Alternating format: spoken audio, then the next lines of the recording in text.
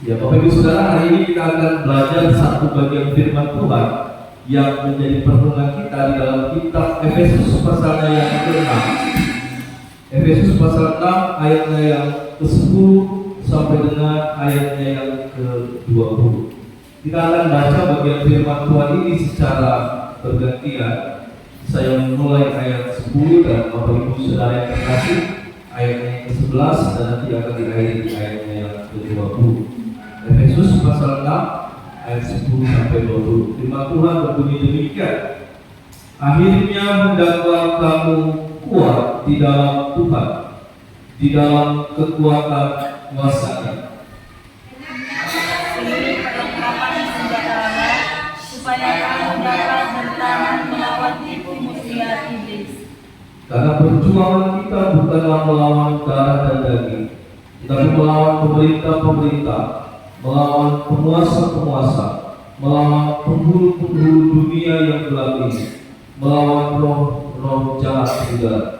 Sebab itu ambillah seluruh perlengkapan senjata Allah, supaya kamu dapat mengadakan perlawanan pada hari yang jahat itu, dan tetap berdiri sesudah kamu menyelesaikan segala sesuatu. Jadi berdirilah tegak, berikan pinggangkan kebenaran dan berbaju jirakan keadilan. Kamu bermaksud perlawanan untuk memberitakan Injil damai sejahtera. Dalam segala keadaan pergunakanlah perisai iman, sebab dengan perisai itu kamu akan dapat memadamkan semua para api dari si jahat. Dan terimalah untuk menyelamatkan dengan pedang roh itu firman Allah. Dalam segala doa dan permohonan, berdoalah setiap waktu di dalam roh, dan berjaga-jagalah di dalam doamu itu dengan permohonan yang tak putus-putusnya untuk segala orang kudus. Juga untuk aku, supaya kepadaku jika aku membuka mulutku diperlihatkan perkataan yang benar, agar dengan keberanian aku memberitakan rahasia Injil. Yang kulayani sebagai utusan yang dipenjarakan, berdoa supaya dengan keberanian aku menyatakannya sebagaimana seharusnya aku berbicara. Amin. Berbahagia setiap kita yang membaca, merenungkan dan melakukannya dalam hidup kita hari-hari. Bapak Ibu Saudara yang terkasih, tema firman Tuhan kita hari ini adalah kenakanlah seluruh perlengkapan senjata Allah. Kita akan fokus kepada ayatnya yang ke-12. Ayat 12 katakan seperti ini. Karena perjuangan kita bukanlah melawan darah dan daging, tetapi melawan pemerintah-pemerintah, melawan penguasa-penguasa, melawan penghulu-penghulu dunia yang gelap ini, melawan roh-roh jahat di udara. Kenakanlah seluruh perlengkapan senjata Allah. Mengapa saya dan Bapak Ibu Saudara harus menggunakan itu? Mengapa kita harus menggunakan senjata Allah? Mengapa kita harus memakai senjata itu sebagai satu-satunya kekuatan bagi kita? Kalau kita perhatikan di dalam pembacaan kita dalam nas firman Tuhan yang kita baca tadi, di awal sebelum firman Tuhan, di dalam 2 Korintus pasal 10 ayat 3 dan 5 dikatakan apa? Memang kami hidup di dunia, tetapi kami tidak berjuang secara duniawi. Ayat keempat katakan, karena senjata kami dalam perjuangan bukanlah senjata duniawi, melainkan senjata yang diperlengkapi dengan kuasa Allah yang sanggup untuk meruntuhkan benteng-benteng. Kami mematahkan setiap siasat orang dan meruntuhkan setiap kubu yang dibangun oleh keangkuhan manusia untuk menentang pengenalan akan Allah. Kami menahan segala pikiran dan menaklukkannya kepada Kristus. Begitu pentingnya perlengkapan senjata Allah bagi kita. Begitu pentingnya perlengkapan senjata Allah bagi kita di dalam kita menghadapi sebuah masa di mana ada peperangan yang harus kita lalui, ada peperangan yang harus kita hadapi, ada peperangan yang harus kita lawan. Dan Bapak Ibu Saudara yang terkasih, Kalau kita bicara tentang peperangan, ini membutuhkan sebuah kebutuhan logistik. Seorang yang mau berperang, dia tidak bisa datang ke medan tempur hanya dengan membawa tubuhnya saja, hanya dengan membawa dirinya saja. Tapi seorang yang ingin berperang, dia harus sungguh-sungguh mempersiapkan apa yang harus dia bawa. Tidak cukup hanya sebuah keberanian, tidak cukup hanya sebuah tekad, tidak cukup hanya sebuah semangat. Tapi ketika kita mau berperang, harus ada logistik, yaitu senjata yang harus kita punya. Dan senjata itu adalah alat untuk membunuh, alat untuk membinasakan, alat untuk menghancurkan musuh kita. Dan karena itu, sebagai umat Tuhan, ketika kita diperhadapkan pada sebuah peperangan rohani, kita membutuhkan sebuah senjata. Dan senjata itu harus melekat di dalam diri kita masing-masing. Dan kalau kita bicara tentang peperangan rohani, bukan sebuah peperangan yang kelihatannya begitu sederhana, tapi sebuah peperangan yang membutuhkan tidak hanya fisik kita, tidak hanya jasmani kita, tetapi sebuah peperangan yang juga harus disertai oleh sebuah kekuatan roh yang ada di dalam diri kita yang diberikan oleh Tuhan. Dan itu membutuhkan sebuah perjuangan yang berat. Karena itu Bapak Ibu Saudara terkasih, kita akan melihat ada dua bagian pokok besar yang akan menjadi perenungan bagi kita hari ini. Yang pertama, kita akan bicara tentang akibat. Akibat jika saya dan Bapak Ibu Saudara tidak memakai perlengkapan itu. Akibat jika saya dan Bapak Ibu Saudara memakai perlengkapan itu. Yang pertama, kalau kita melihat akibat yang pertama, kalau saya dan Bapak Ibu Saudara memakai perlengkapan itu, maka akibat yang pertama adalah saya dan Bapak Ibu Saudara bisa mengadakan perlawanan. Ketika senjata itu ada bersama dengan kita, senjata itu ada di tangan kita, senjata itu ada di dalam diri kita, maka saya dan Bapak Ibu Saudara bisa mengadakan perlawanan. Itu hal yang pertama, akibat yang kita dapatkan ketika kita memiliki senjata itu. Yang kedua, kita memiliki satu kondisi di mana diri kita masih bisa berdiri tegak. Kita tidak akan mudah goyah. Seorang prajurit yang memegang senjata di tangannya, sekalipun musuh ada di depan, dia tidak akan pernah goyah, karena dia memiliki senjata yang bisa melawan musuh. Yang berikutnya, seorang yang sungguh memegang senjata itu dan memiliki senjata itu, akibatnya adalah dia mampu memadamkan semua panah api iblis. Ini akibat daripada orang-orang pribadi saya dan Bapak Ibu Saudara yang sungguh-sungguh melengkapi dengan senjata Tuhan. Tapi akibat selanjutnya apa yang kita dapat ketika saya dan Bapak Ibu Saudara tidak memegang senjata itu? Akibatnya adalah kita menjadi manusia yang tidak dapat bertahan. Kita menjadi manusia yang tidak mampu menghadapi peperangan. Kalau kita bicara tentang peperangan rohani, ini bukan semata-mata bicara tentang sebuah peperangan yang kelihatan secara fisik,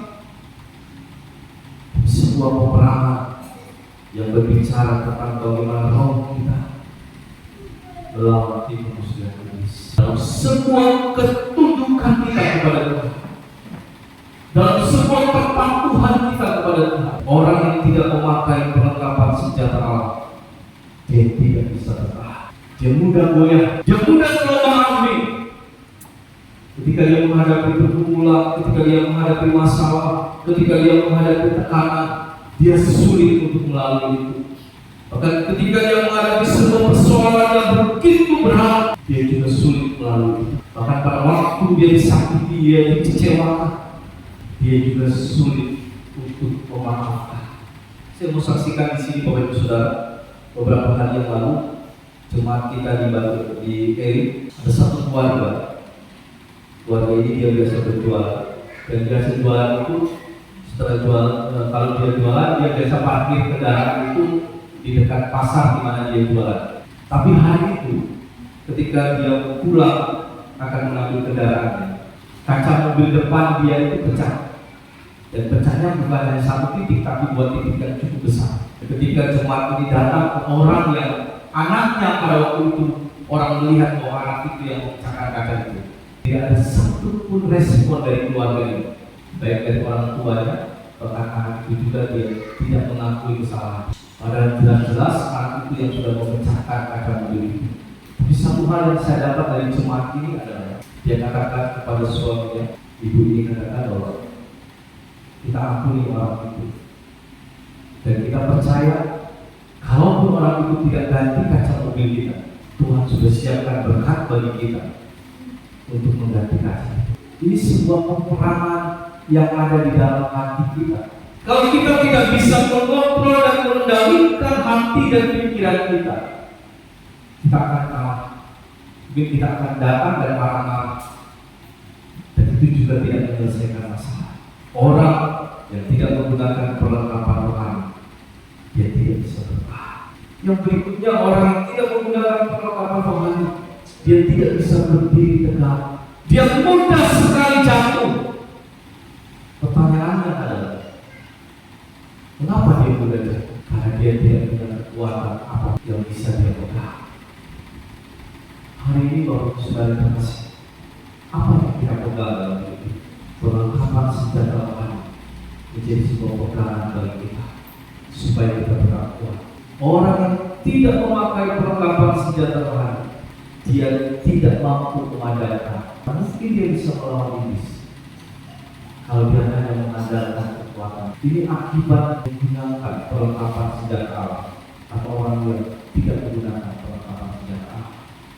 Bapak Ibu silakan pilih yang mana. Saya mau menggunakan perlengkapan senjata Allah atau saya tidak gunakan. Kita akan dapatkan ada pelajaran yang kita dapat dari perlengkapan. Yang pertama bahwa tidak mudah untuk menggunakan semua perlengkapan senjata. Kalau kita baca di dalam kitab Efesus tadi dikatakan, mulai dari ayat 10 sampai dengan ayat 20, ada banyak perlengkapan yang harus melekat di dalam diri kita.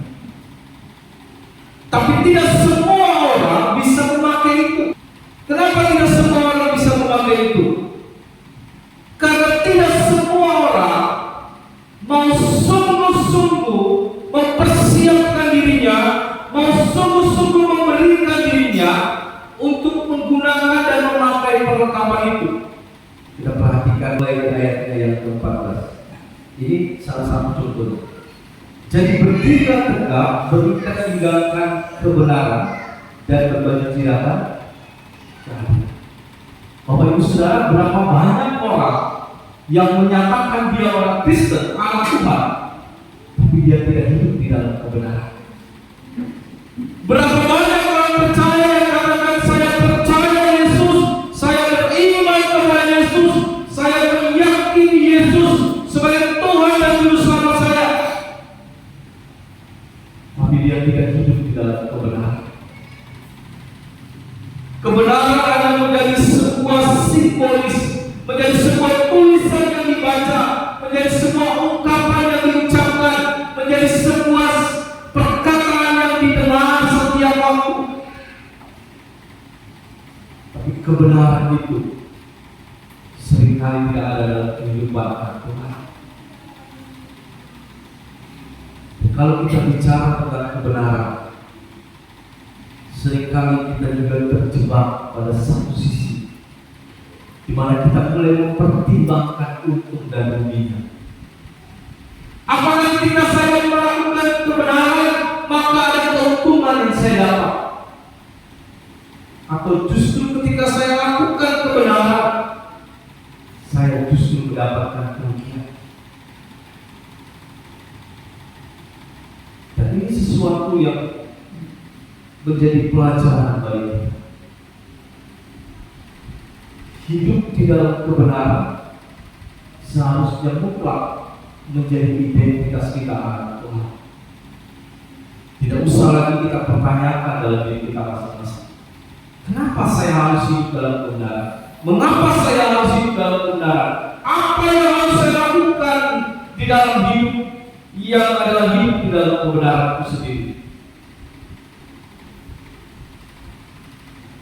Bapak Ibu Saudara yang terkasih, memang tidak mudah memakai perlengkapan senjata, membutuhkan sebuah proses yang panjang, membutuhkan sebuah ketundukan kita kepada Tuhan. Kita tidak bisa lagi bicara tentang untung dan rugi. Kita tidak bisa lagi bicara tentang apa yang saya dapatkan. Kita bicara tentang apa yang bisa kita berikan. Pelajaran yang kedua kita dapatkan dari pembacaan kita ini adalah bahwa dibutuhkan sesuatu yang berbicara tentang iman. Perlengkapan senjata rohani sangat berkaitan erat dengan iman kita. Jadi dibutuhkan sebuah latihan.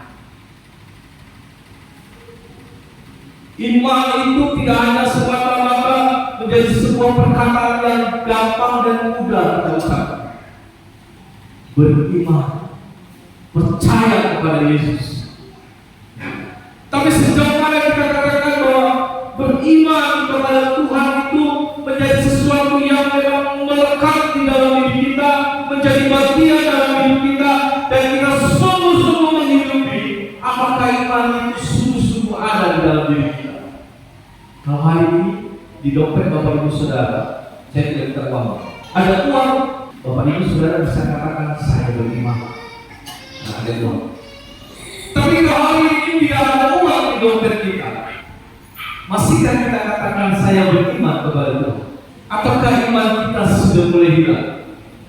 Ataukah iman kita sudah mulai redup?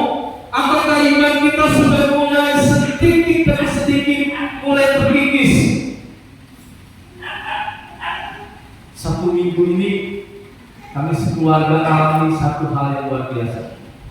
Bicara tentang iman. Jangan dipikir Bapak Ibu Saudara saya ini gedut karena banyak uang, bukan, karena diberkati Tuhan. Ini kami sekeluarga hadapi pergumulan luar biasa. Hari Senin itu beras di rumah kami, saya sudah hitung paling tinggal bisa sampai hari Rabu. Lalu ibu di rumah bilang begini, beras kita sudah habis tuh. Jadi saya bilang, ya, jadi makan apa kita? Tenang aja, saya bilang. Jangan saja hidup ini. Yakin bahwa di ujungnya nanti Tuhan siapkan berkat itu. Tidak sampai hari Rabu beras kami bertambah 5 kilo. Siapa yang kasih? Tuhan. Melalui siapa? Dengan cara Tuhan. 5 kilo kami masak kemarin hari Jumat.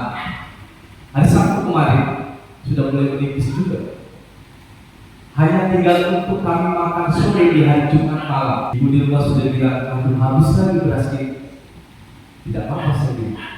Hari Sabtunya Tuhan kirim berkat. Pemeliharaan Tuhan itu bukan bicara tentang sesuatu yang besar dan luar biasa. Kadang-kadang kita terjebak tentang iman, kita bicara tentang sesuatu yang besar dan luar biasa.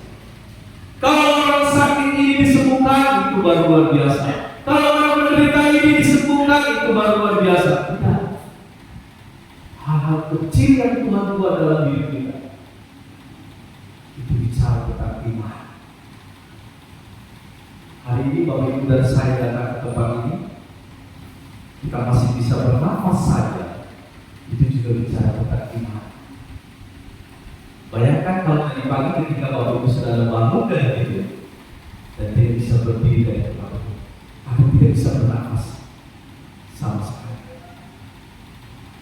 iman adalah sesuatu yang dimulai dari hal sederhana sekali, tapi Tuhan pakai itu menjadi sesuatu yang menguatkan kita. Perlengkapan senjata rohani sangat berkaitan dengan iman. Dan yang terakhir, pelajaran yang terakhir kita dapat dari perenungan kita hari ini adalah peperangan yang kita lakukan dalam peperangan Tuhan adalah peperangan yang membutuhkan seluruh kekuatan kita. Kalau peperangan secara fisik, peperangan yang dapat kita lihat siapa musuh kita, siapa yang ada di hadapan kita. Tapi kalau bicara tentang peperangan rohani, bicara tentang sebuah peperangan yang membutuhkan sebuah ketangguhan, karena lawan yang kita hadapi adalah lawan yang tidak kelihatan. Siapa lawan? Iblis.